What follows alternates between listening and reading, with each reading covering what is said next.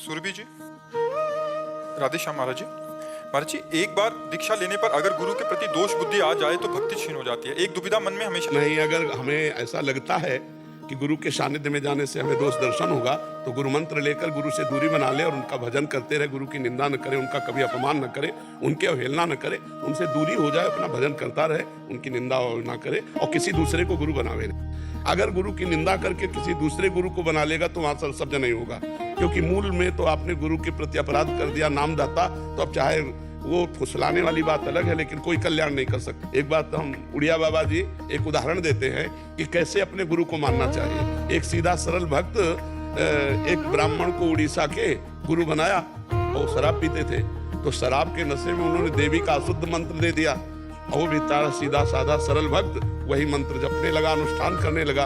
1 वर्ष व्यतीत हुए तो भद्रकाली प्रकट हुई और उनका हम इसलिए प्रकट नहीं हुए कि तुम मंत्र जप रहे हो तो तुम सिद्ध हो गए हो। तुम्हारा गुरु हमें बताने के लिए प्रकट हुई है कि ढोंगी है, शराब पीता है और अशुद्ध मंत्र दिया है।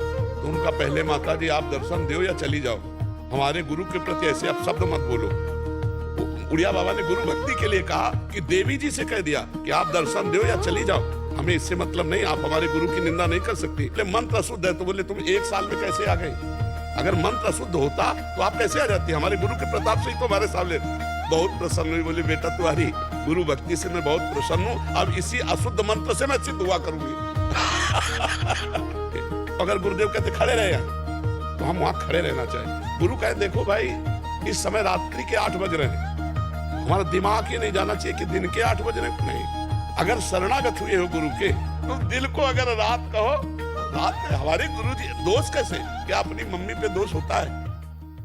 तो माँ से भी ज्यादा पवित्र गुरु का संबंध क्या दोष करना चाहिए? कि अगर कोई 1 लोटा पानी पिला दे तो मैं उसका ऋणी होता हूँ, और गुरुदेव ने नाम रस पिला दिया, हम गुरुदेव पर दोष दर्शन कर इतने बड़े ज्ञानी हो गए, इतने बड़े महात्मा हो गए, हम इतने बड़े पवित्र हो गए। जरा लौट के अपना परिचय देखो, क्या तुम गुरुदेव के लायक थे?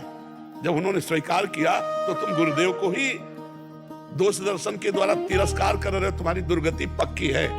ये हम सबको समझा रहे, ऐसा किसी को गुरु मत बनाओ। जब हम सांसारिक संबंधों में अपने माँ और अपने पिता को माँ पिता ही कहेंगे तो परमार्थिक संबंध में गुरुदेव का जब सर्वस्व है तो हम गुरुदेव पर दोष दर्शन कैसे कर सकते हैं?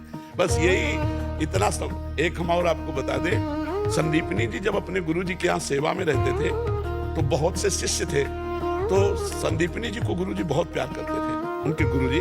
तो सब शिष्यों में ईर्ष्या फैल गई, तो गुरुदेव ने एक स्वांग किया उन्माद का, पागल का, थूक देना।